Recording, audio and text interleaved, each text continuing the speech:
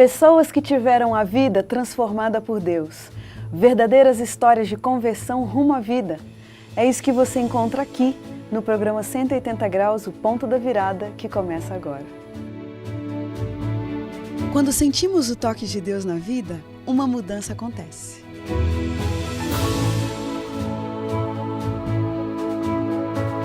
Surge à nossa frente possibilidades de felicidade plena. O toque de Deus restaura, renova, refaz.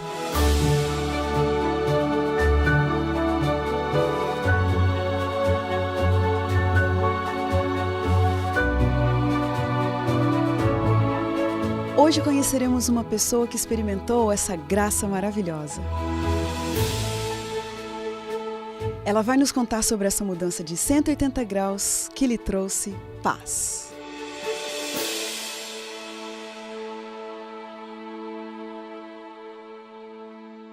Willy Nunes Matos é neto de missionários, filho da igreja, estudou em escola adventista, casou-se como adventista e, mesmo assim, tornou-se dependente químico de forma crônica e por 11 anos. Chegou a sentir-se derrotado pelo vício. Via seu filho crescer sem ele ser o pai que sonhava. Via seu futuro ruir sem forças para mudar a situação. E assim, a vontade de morrer só ia aumentando e tomando conta. O que ele mais queria era voltar para os braços de Jesus. Mas como? Será que Deus poderia amar alguém com tantos defeitos de caráter, que destruía a sua vida e até a de outros? Hoje ele está aqui, como prova de que não existe limites para que Deus transforme uma vida em 180 graus. Willy, que prazer para a gente ter você aqui. Muito obrigado pela sua presença. Um prazer muito grande estar aqui. Contextualiza para a gente um pouquinho dessa educação religiosa que você teve. Bom, quando eu penso na minha infância, eu lembro disso, né? Minha mãe, como adventista, meus avós passaram a mensagem para ela. Eu nasci no contexto da igreja e quando eu lembro assim da minha mãe, eu lembro dos momentos de oração em casa, todo dia pela manhã. Minha mãe fazia o culto comigo antes de eu ir para a escola, melhor dizendo. À noite, o culto vespertino também, nós fazíamos juntos, todos os dias. Né? Íamos para a igreja juntos, eu fazia trabalho missionário com ela, né? Era sempre assim. Olha.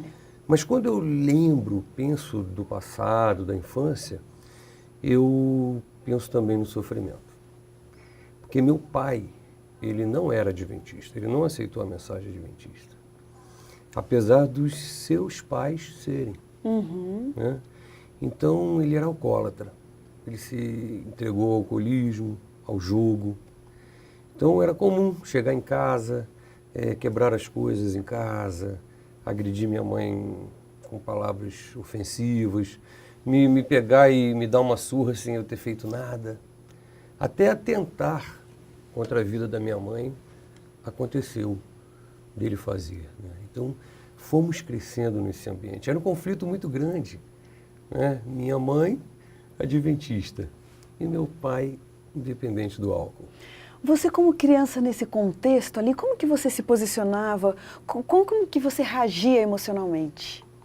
Bom, a gente tem algo em relação à fuga, né?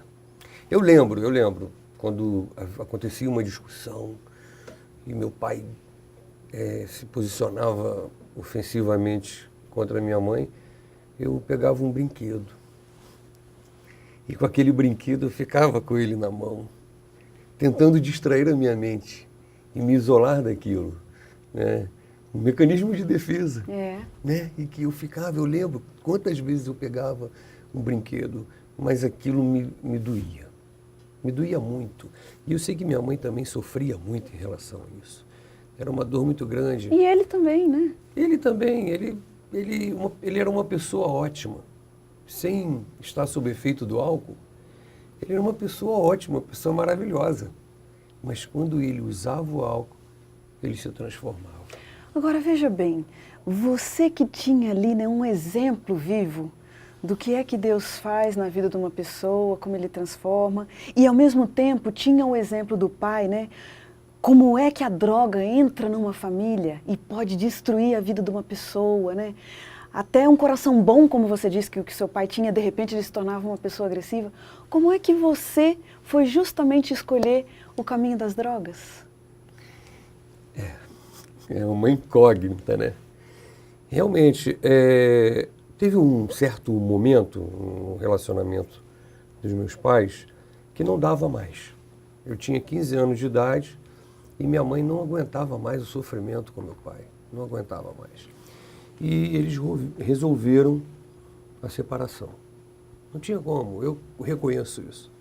Foi um momento muito difícil, eu sofri muito, eu sofri muito com aquela separação. Mas eu sabia que não tinha como. Então, eu, a partir daí, comecei a me afastar de casa mais. E comecei a ficar mais tempo com os colegas, né, do meu bairro, da minha localidade, e eles usavam drogas. E eu não me despertei para isso. Eu achava até que eu não iria usar. Eu pensava, não, posso ficar com eles aqui, são meus colegas, cresci aqui com eles, e pensei que não ia usar. Mas só que eu estava um dia, na hora errada, Ai, ai, ai. com a pessoa errada, no lugar errado. E assim eu comecei a usar drogas. A coisa não foi tão assustadora como a gente imaginava, como eu imaginava. Você se lembra da primeira vez? Me lembro da primeira vez. Em que contexto que você estava? Eu estava numa praia, na praia de Icaraí. Foi onde tudo começou, em Niterói, Rio de Janeiro. E ali estava com 2 colegas e eles começaram a usar maconha. E eu estava perto. No momento eu nem me liguei para aquilo, eu não ia usar. Eu não vou usar, são eles que usam. Eu estava só na praia para me divertir. Eu tinha 15 anos, 15 para 16 anos, e aí o outro eu não conhecia direito. Eu era mais amigo de um, o outro era um conhecido ali. E esse que me ofereceu. Na hora que estava passando, ele me ofereceu, toma aí. E o meu amigo falou, não, ele não fuma não. Olha. E eu falei, deixa eu experimentar. Puxa vida. Estava começando a maior tragédia da minha vida. Já pensou? Quando é que a situação começou a ficar mais crítica para você? Eu comecei a usar. Comecei a usar assim, primeiro a gente tem aquilo que chamamos de lua de mel com a droga, né? É tudo muito interessante, é tudo muito divertido, mas a dependência vai se instalando. Esse é o grande problema, né? E chegou um ponto que eu não conseguia mais parar de usar. Porque se a gente for analisar também, eu já tinha também digamos assim, uma predisposição genética para a dependência. Porque eu trazia isso do meu pai. A gente hoje tem estudos que mostram para nós que nós temos essa questão genética em relação à droga. E eu comecei realmente a usar, e comecei a usar profundamente. E aí comecei também a traficar, para manter aquela dependência. Agora veja bem, você era um filho da igreja. Como é que ficou o seu relacionamento com a sua mãe, o seu convívio com a igreja? Bom, eu sabia que minha mãe já tinha sofrido muito com meu pai.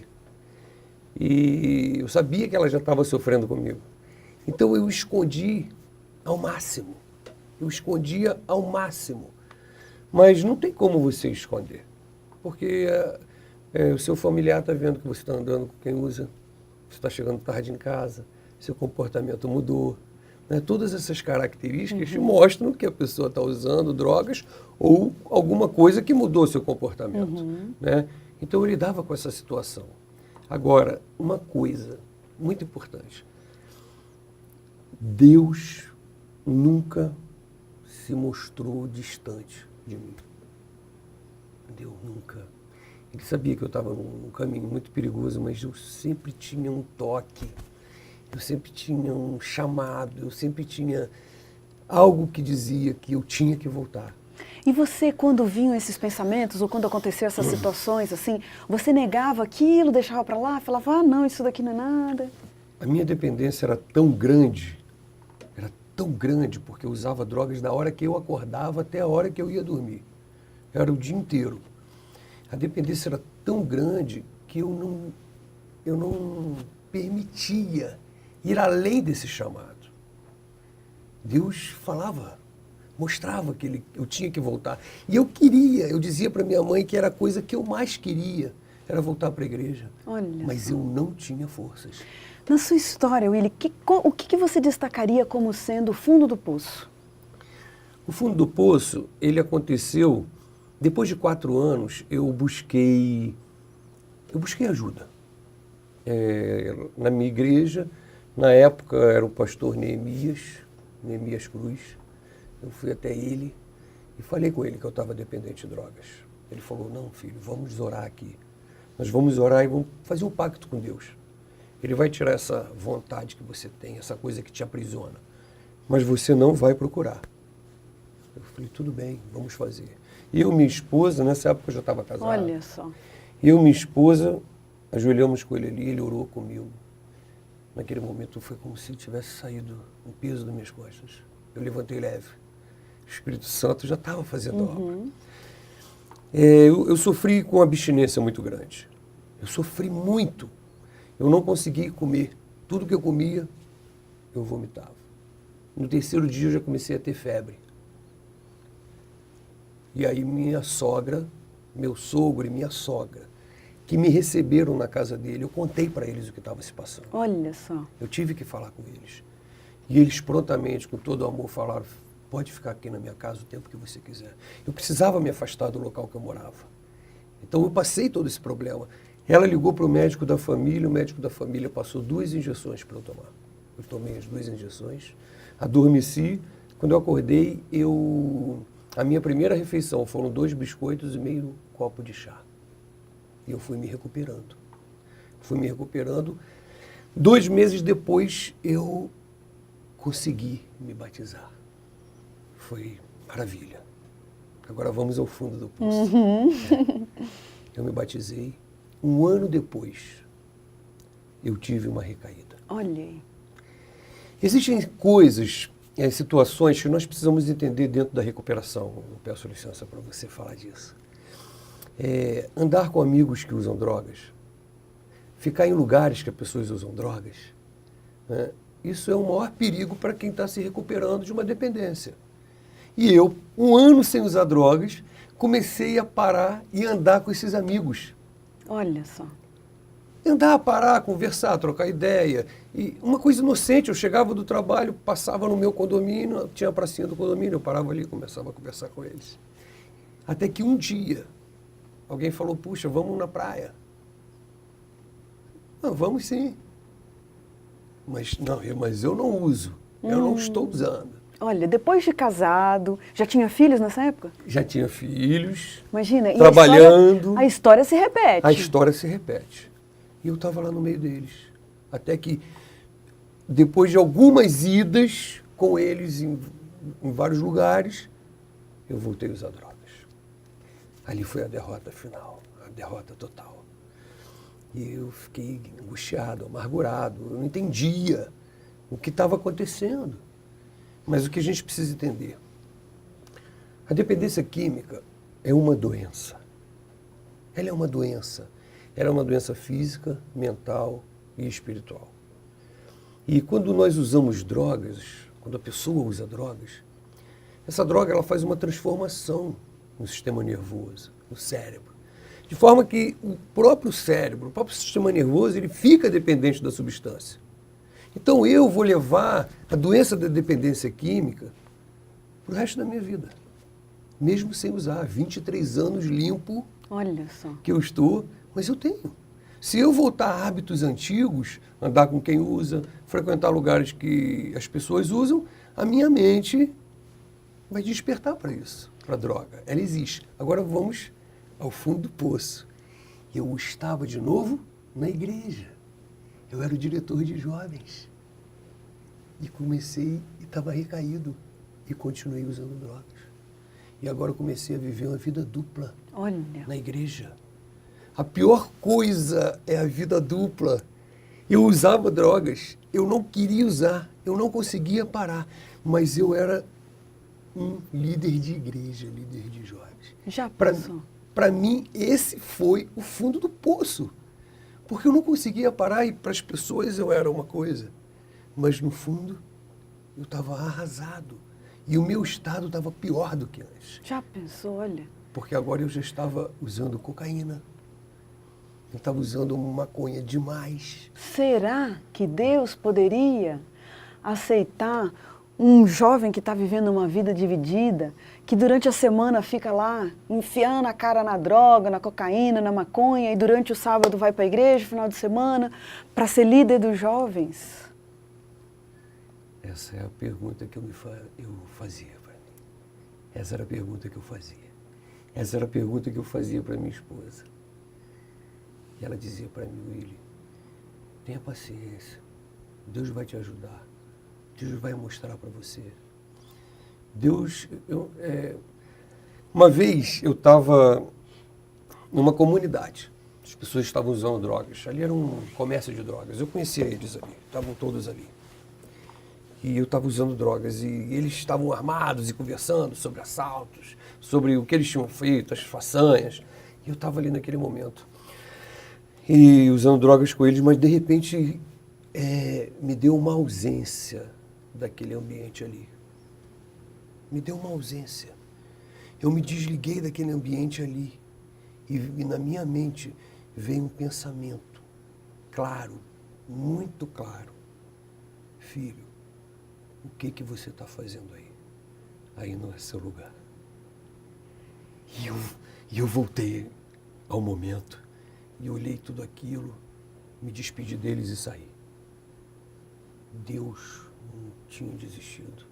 Não desiste. Deus não desiste nunca. Eu vejo isso com os meus pacientes, como gestor Amém. de comunidade terapêutica. Eu vejo isso. Na sua história, Willy, o que foi que Deus fez se Ele nunca te abandonou, se você sempre ouviu o convite do Espírito Santo e tinha vontade mesmo de ter uma vida, né, 100% decidida ao lado de Cristo? O que foi que aconteceu na sua história que foi o ponto da virada? O ponto da virada. Era sexta-feira à noite de novembro de 95. Eu estava na praia que eu usei drogas pela primeira vez, Praia de Caraí, à noite.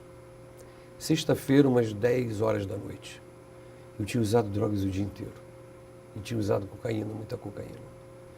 Eu estava sentado ali naquela praia, olhando, porque de Niterói, a Praia de Caraíva, a gente vê o outro lado da Baía de Guanabara, que é o Rio de Janeiro.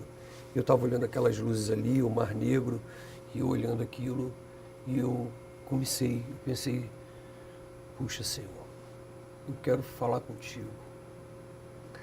Mas sabe, eu sei que eu já cheguei muito longe, eu sei que eu nem mereço estar falando contigo, nem mereço. Se eu fosse a sua pessoa, eu acabaria comigo, porque eu estou querendo morrer. Eu não aguento mais. Eu não aguento mais. Eu não aguentava mais. Eu estava esgotado, física, emocional e espiritualmente. Imagino. Esgotado. E eu falei, Senhor, se tu me amas ainda, me mostra.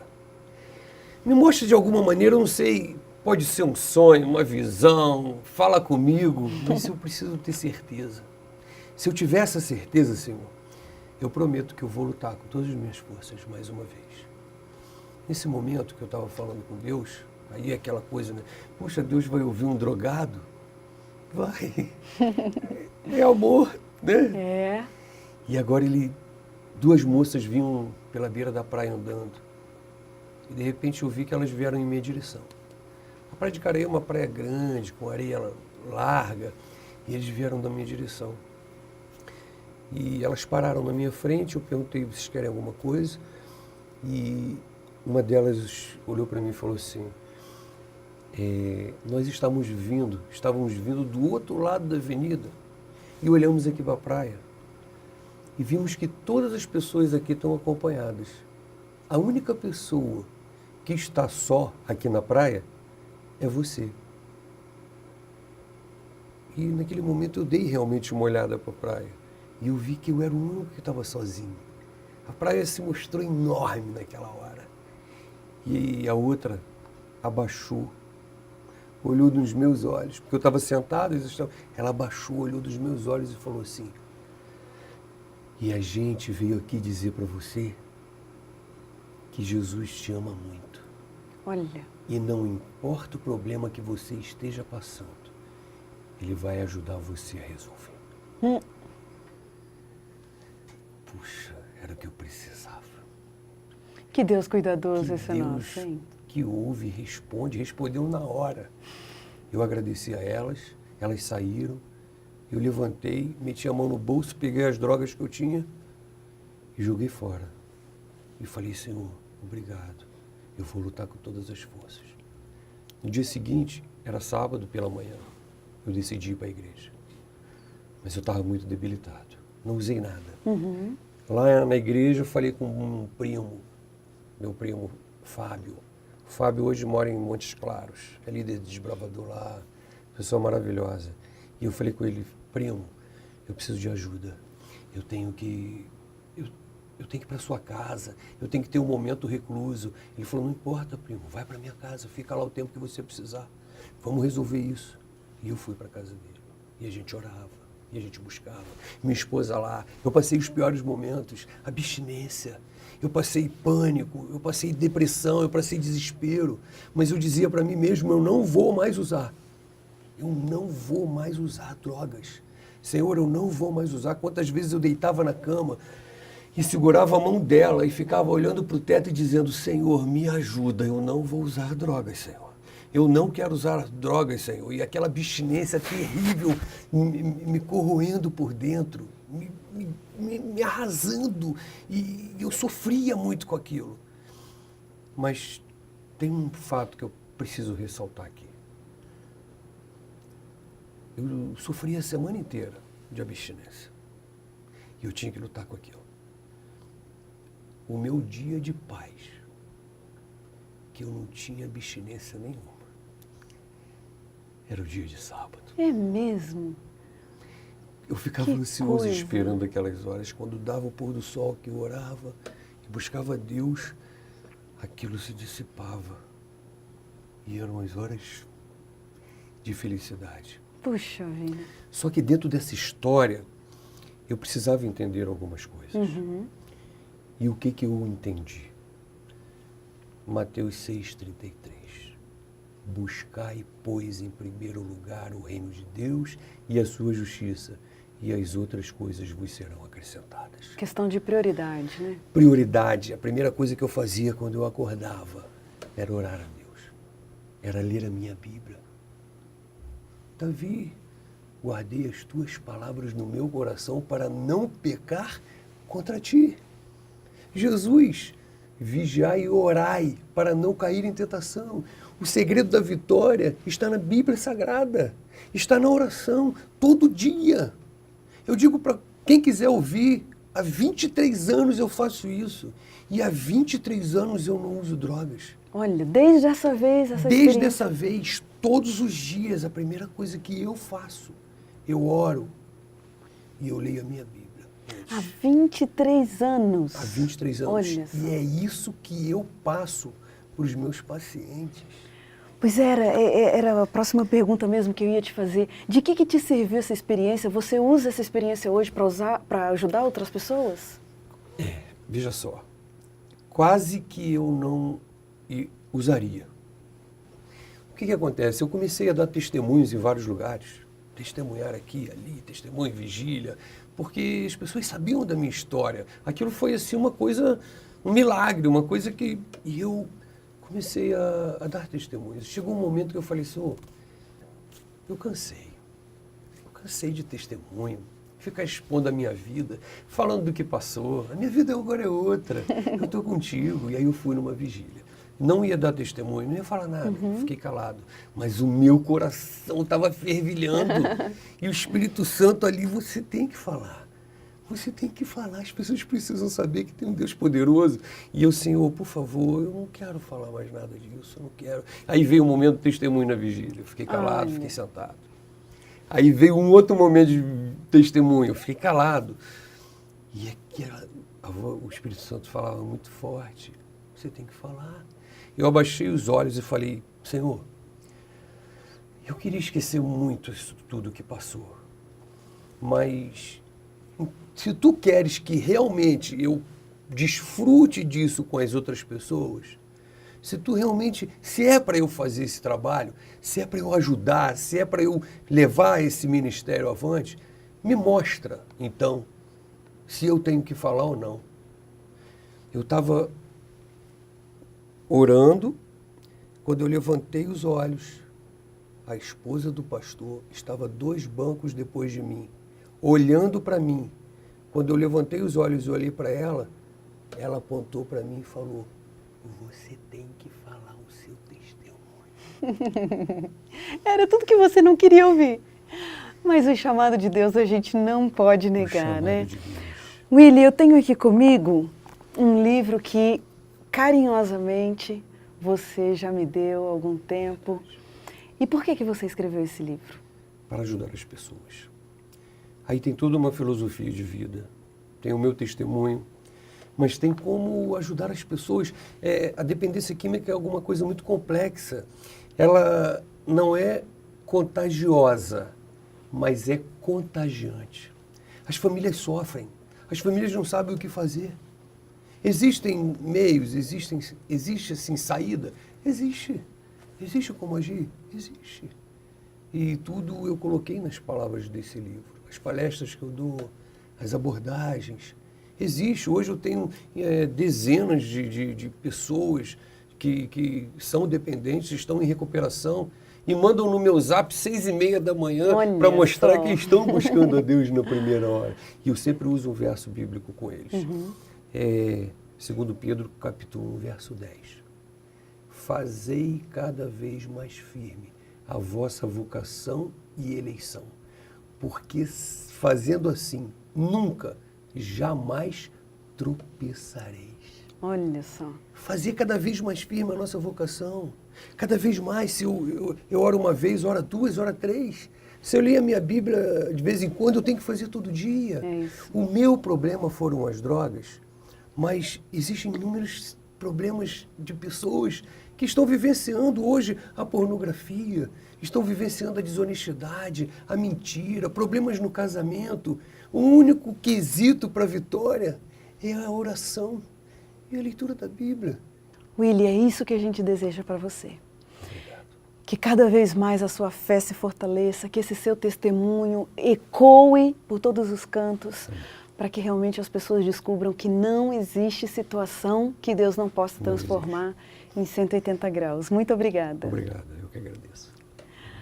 E a gente termina o programa 180 graus, o ponto da virada de hoje, feliz por essa história tão linda. E como diz o verso bíblico, era preciso que nos regozijássemos e nos alegrássemos, porque esse teu irmão estava morto, mas reviveu. Estava perdido e foi achado. Um grande abraço para você, que Deus abençoe e até o próximo programa.